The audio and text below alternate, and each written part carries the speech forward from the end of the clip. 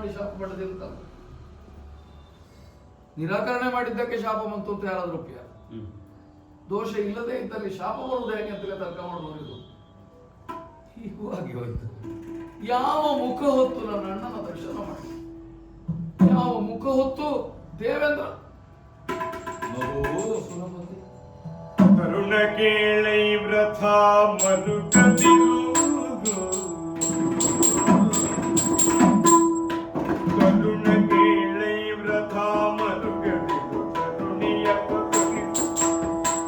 ಉಪಕರಿಸಿದಳು ಬರಿದೆ ನೀ ಬರೆಯದ ಕರುಣಿ ಉಪಕರಿಸಿದಳು ಬರಿದೆ ನೀ ಬರೆಯದ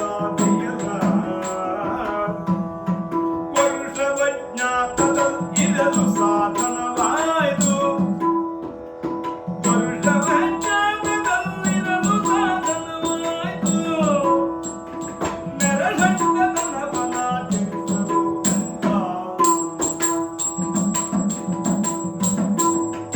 ಮಗು ಸುರಪತಿ ಉತ್ತಮ ಲೋಕಕ್ಕೆ ಬಂದು ಇಂಥದ್ದೊಂದು ತನಗೆ ಪ್ರಾಪ್ತವಾಗಿ ಹೋಯ್ತಲ್ಲ ನಿನಗೆ ತಿಳಿದಿದೆ ತಾನೆ ಅನ್ನುವ ದುಃಖದಲ್ಲಿ ನೀನು ಕಣ್ಣೀರನ್ನು ನಡೆಸ್ತಾ ಇದ್ದಿ. ಹೌದು.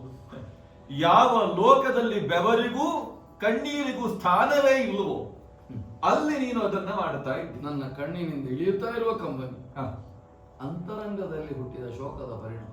ಯಾವಾಗ ನಾವು ಶೋಕ ತಪ್ತರಾಗುತ್ತೇವೆ ಆಗ ನಮಗೆ ಮುಂದೇನು ಎನ್ನುವುದೇ ಗೊತ್ತಾಗುವುದಿಲ್ಲ. ಕ್ಷಣಕಾಲದ ಮೌಢ್ಯತೆ ನಮ್ಮನ್ನು ಆವರಿಸಿ ಬಿಟ್ಟು ಬಿಡುತ್ತದೆ.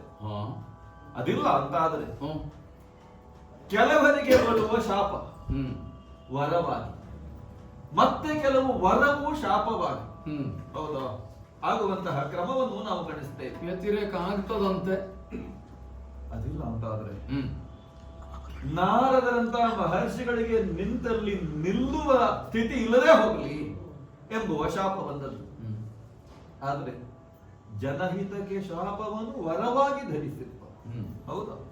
ಹಾಗಿದ್ರೆ ಅದನ್ನು ಲೋಕೋಪಕಾರಕ್ಕಾಗಿ ಅವರು ಬಳಸ್ತಾರೆ ಅಂತಾದ್ರೆ ಬಂದದ್ದನ್ನು ನಾವು ಯಥಾವತ್ತಾಗಿ ಸ್ವೀಕರಿಸಿ ಬಂದದ್ದೆಲ್ಲ ಬರಲಿ, ಏನೋ ಮಾಡು ಹೀಗೆ ಅಂತ ಶಾಪ ಬಂದ್ರು ಅಡ್ಡಿ, ಏನು ಮಾಡ್ಲಿಕ್ಕೆ ಆಗದೆ ಹೋಗ್ಲಿ ಎಂಬ ಶಾಪದಿಂದ ಏನು ಮಾಡು ಅಂದ್ರೆ ಆ ಸ್ಥಿತಿ ಮುಂದೊಂದುಂಟು ಅನ್ನುವುದೇ ಅದರ ಸೂಚ್ಯವಾದ ನಿಷ್ಕ್ರಿಯನಾಗಿರಬೇಕಾದ ಸ್ಥಿತಿ ಅಲ್ವೇ? ಮತ್ತೆ ಎಲ್ಲಿ ಅಂದ್ರೆ ಧನಾತ್ಮಕವಾಗಿ ನಾವು ಚಿಂತಿಸಬೇಕು ಅಂತ ಹೇಳುವುದು ಕೇವಲ ಹೇಳುವುದಕ್ಕೆ ಸೀಮಿತ ಆಗಕೂಡದಲ್ಲ, ಆಚರಣೆಯಲ್ಲಿ ಅದನ್ನು ತಂದುಕೊಡಬೇಕೋ ಬೇಡವೋ?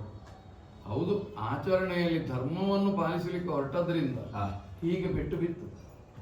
ಯಾರಾದ್ರೂ ಆಲೋಚನೆ ಮಾಡೋದು ಹೇಗೆ? ಧರ್ಮಾಚರಣೆಗೆ ಹೊರಟ್ರೆ ಶಾಪ ಬರ್ತದೆ ಅಂತ. ಪೆಟ್ಟು ಬೀಳದೆ ಮೂರ್ತಿ ಆಗುವುದಕ್ಕುಂಟ ಹಾಗೆಂತ ಹೊಡಿಯೋರು ಮೂರ್ತಿಗಾಗಿ ಹೊಡಿಲಿಕ್ಕೆ ಹೊಡೆಯುವುದು ಅಂತ ನೋಡ್ಬೇಡು. ಅಲ್ಲವೇ ಅಲ್ಲ. ಮತ್ತೆ ಇದನ್ನು ಶಿಲ್ಪವಾಗಿಸಬೇಕೆಂಬ ಕಾರಣಕ್ಕಾಗಿಯೇ ಹಲವು ವಿಧದಿಂದ ಬಿದ್ದಂತಹ ತಾಳದ ಪೆಟ್ಟು. ಇದು ಒಂದು ಲಯದಲ್ಲಿ ಹೋಗಬೇಕಾದ ಪೆಟ್ಟು. ತಾಳದ ಪೆಟ್ಟು ತಾಳ್ಲಿಕ್ಕೆ ಆಗುವುದಿಲ್ಲ. ತಾಳಿಕೊಳ್ಳಬೇಕು. ತಾಳಿದವನು ತಾಳಿ ಏನನ್ನು ಕೊಳ್ಳಲಿ? 12 ವರ್ಷ ವನವಾಸ, ಹೌದು, 1 ವರ್ಷ ಅಜ್ಞಾತ ಅಂದ್ರೆ ವಿಧಿ. ಹೌದಾ? ಇಲ್ಲಿ ಕ್ರಿಯೆಗೆ ಅವಕಾಶ ಉಂಟು. ನಿನ್ನ ಸಹಜವಾದಂತಹ ಕ್ರಿಯೆಯನ್ನು ನೀನು ತೋರಿಸಿದೆ ಅಂತಾದ್ರೆ ನೀನು ಪರಮ ಪುರುಷನಾಗಿಯೂ ನೀನು ಪೌರುಷವನ್ನು ತೋರಿಸಿ ಮೆರೆಯಬಲ್ಲವನಾಗಿಯೂ ಇರುವ ನಿನಗೆ ನಿನ್ನನ್ನೇ ನೀನು ನಿಯಂತ್ರಿಸಿಕೊಳ್ಳುವುದಕ್ಕಾದ್ರೂ ಸಾಧ್ಯ ಆದೀತು. ಅಂದ್ರೆ ಅರ್ಜುನ ಗಂಡು ಅಂತಾಗಿರುವ ಎಂಬುದನ್ನು ಮುಚ್ಚಿಡ್ಲಿಕ್ಕೆ ಆಗುವುದಿಲ್ಲ. ಹಾಗಿದ್ರೆ ಅದಕ್ಕೊಂದು ಬಂಧ ಏರ್ಪಡಬೇಕು ಅಂತ ಆದ್ರೆ ಈ ಶಾಪ ಒಳ್ಳೇದೇ ಆಗುವುದಿಲ್ವ? ಬಂದದ್ದೆಲ್ಲ ಬರಲಿ, ಭಗವಂತನ ದಯವೊಂದಿರಲಿ, ಆಗುವುದೆಲ್ಲ ಒಳ್ಳೇದಕ್ಕೆ. 1 ವರ್ಷ ಕಾಲ ಅಜ್ಞಾತವನ್ನು ಕಳೆಯುವುದಕ್ಕೆ, ನಿನ್ನನ್ನು ನೀ ಮರೆಮಾಚಿ ಇರುವುದಕ್ಕೆ ಸಾಧ್ಯ. ಆದರೆ ವೇಷ ಹಾಕಬೇಕು ಅಂತಿಲ್ಲ. ಸಹಜವಾಗಿ ನೀನು ಆ ಕಡೆ ಗಂಡು ಅಲ್ಲ, ಈ ಕಡೆ ಹೆಣ್ಣು ಅಲ್ಲ ಎಂಬಂತಹ ಸ್ಥಿತಿ ನೋಡುವವರಿಗೆ ಗುರುತಿಸುವುದಕ್ಕೆ ಸಾಧ್ಯ ಇಲ್ಲ. ನನಗೊಂದು ಒಳ್ಳೆಯ ಉಪಾಯವೇ ಆಯಿತಲ್ವೇ? ಈ ಮುಂದಣ ಸ್ಥಿತಿಯನ್ನು ನೀ ಅರಿಯದೆ ಮರುಗುತ್ತಾ ಇತ್ತು. ಹಾಗಾಗಿ ಊರ್ವಶಿಯು ಒಳಿತನ್ನೇ ಮಾಡಿದ್ದಾಳೆ, ನಿನಗೆ ಉಪಕರಿಸಿದ್ದಾಳೆ. ಎಲ್ಲೋ ತನಗೆ ಅಪಕೃತಿ ಉಂಟಾಗಿ ಹೋಯಿತು, ಉಪಕಾರವನ್ನು ನಾನು ಮಾಡಿದವನು ಎಂಬ ಭಾವ ನಿನ್ನಲ್ಲಿದ್ದರೆ ಉಪಕಾರವನ್ನು ಮಾಡಿದವನಿಗೆ ಉಪದ್ರವ ಮಾಡುವ ಸ್ಥಿತಿ ಇಲ್ಲವೇ ಇಲ್ಲ ಇಲ್ಲೆಲ್ಲ. ಹಾಗಾಗಿ ನಿನ್ನನ್ನು ಅರ್ಧಾಸನದಲ್ಲಿ ಕುಳ್ಳಿರಿಸಿರುವುದಕ್ಕೂ ಒಂದು ಮುಂದಿನ ಸೂಚನೆ ಉಂಟು.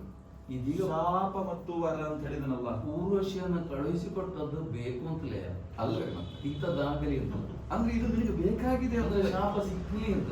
ಅಂದ್ರೆ ನೀನು ಸುಲಲಿತವಾದ ಒಂದು ವರ್ಷವನ್ನು ಕಳೆಯಲಿ ಅಂತ. ನಿನ್ನ ಕಳೆಯುವಿಕೆ ಅನ್ನುವುದು ಲಾಲಿತ್ಯದಿಂದ ಕೂಡಿರಬೇಕು. ಹಾ. ಅದಕ್ಕೆ ಬೇಕಾಗಿಯೇ ಚಿತ್ರಸೇನನ ಗಾಯನ ಗುನುಗುವುದಕ್ಕೆ, ಸುಮ್ಮನೆ ಕಳೆಯುವುದಕ್ಕಾಗುವುದಿಲ್ಲಲ್ಲ. ಒಡನೆ ಈ ಎಲ್ಲ ನರ್ತಕಿಯರ ಯಾವ ನಾಟ್ಯ ಇದೆಯೋ, ನಾಟ್ಯ ಶಾಸ್ತ್ರ, ಭರತ ವಿದ್ಯೆ ಏನಿದೆಯೋ ಅದಷ್ಟೂ ನಿನಗೆ ಮೈಗೂಡುವ ಹಾಗೆ ಈ ಲೋಕದಲ್ಲಿ ತನ್ಮೂಲಕವಾಗಿ ಆ ಒಂದು ವರ್ಷವನ್ನು ನೀನು ನಾಟ್ಯವಿದನಾಗಿ ಅಧ್ಯಾಪಕನಾಗಿ ಕಳೆಯುವುದಕ್ಕೆ. ಅಂದ್ರೆ ನಾಟ್ಯವನ್ನು ಕಲಿಸಿಕೊಡ್ಬೇಕು ಅಂತ ಅದು ಹಾಗಿರ್ಬೇಕಲ್ವ? ತಾ ತಿಳಿಯದೆ ಇನ್ನೊಂದನ್ನ ಹೇಳಿಕೊಡುವುದಕ್ಕೆ ಸಾಧ್ಯ ಉಂಟಾ? ಸರಿ. ಹಾಗಿದ್ರೆ ಹ. ಗಂಡುಸಾಗಿ ಯಾವನು ಭರತ ನಾಟ್ಯವನ್ನು ಮಾಡ್ತಾನೋ ಅವನು ಹೆಣ್ಣಿನಂತೆ ಸುಲಲಿತವಾದ ನರ್ತನವನ್ನು ಮಾಡಬಲ್ಲ. ಮಾಡುವ ಕಾಲಕ್ಕೆ ಗಂಡೋ ಹೆಣ್ಣು ಅಂತ ಗೊತ್ತಾಗುವುದಿಲ್ಲ. ನಾಟ್ಯ ಕಲಿಸುವವರೆಲ್ಲ ಹೀಗೆ ಶಬ್ದರಾಗಿ ಬಂದವರೇ?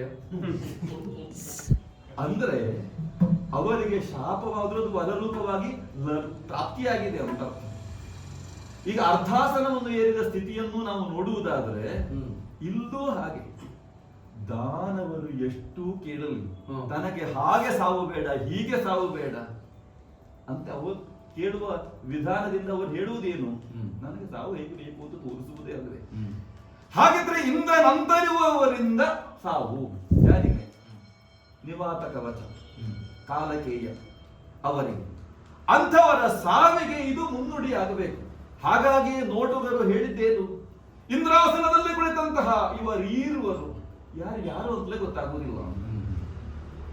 ಈಗ ಈ ಅರ್ಜುನನನ್ನು ಕಂಡು ಇವನೇ ಇಂದ್ರನು ಅಲ್ಲವೇ? ಆ ಭ್ರಮೆಗೆ ಒಳಗಾಗಿದ್ದಾರೆ.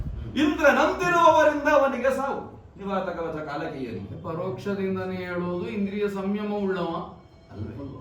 ಹಾಗಿದ್ರೆ ಈ ಐಂದ್ರಲೋಕವನ್ನು ಏರಬೇಕು ಅಂತಾದ್ರೆ ಆ ಸಂಯಮ ಇಲ್ಲದೆ ಏರುವುದಕ್ಕಾದೀತು.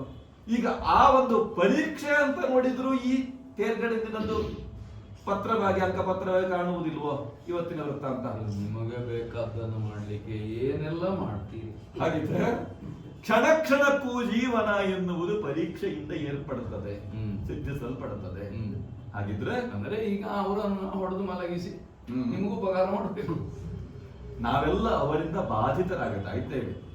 ಇಂದ್ರನಿಂದ ಸಾವಿಲ್ಲ ಅವರಿಗೆ, ಇಂದ್ರನಂತಿರುವವರಿಂದ ಸಾವು ಅಂತಾದಾಗ ಅಂತಿರುವವನು ಅದನ್ನು ಬರಬೇಕೋ ಬೇಡವೋ? ಗೊತ್ತಾಯ್ತು. ಅದಕ್ಕಾಗಿ ಇಲ್ಲಿ ಇವರಿಗಾಗಿ ಬರಿಸಿಕೊಂಡದ್ದು ನಿನಗೆ ಉಪಕಾರವಾಗಲಿ ಅಂತ ಇದನ್ನು ಕೂಡಿಸಿ. ನಿಮ್ಮ ಉಪಕಾರಕ್ಕಾಗಿ ನಾಳೆ ನನಗೆ ಉಪಕಾರ ಆಗ್ತದೆ ಅಂತ ನೀನು ಹೇಳು. ಹೌದಲ್ಲ? ಒಳ್ಳೆಯದು. ದೇವಲೋಕಕ್ಕೆ ಹಿತವನ್ನು ಕಲ್ಪಿಸುವಲ್ಲಿ ನಾವು ಮಾನವರು ಹಿಂಜರಿಯಬೇಕಾದವರಲ್ಲ, ಹಿಂಜರಿಯುವವರಲ್ಲ. ಒಳ್ಳೆಯದು. ಹಾಗಿದ್ರೆ ಸರ್ವರಿಗೂ ಮಂಗಲ ಉಂಟಾಗಲಿ.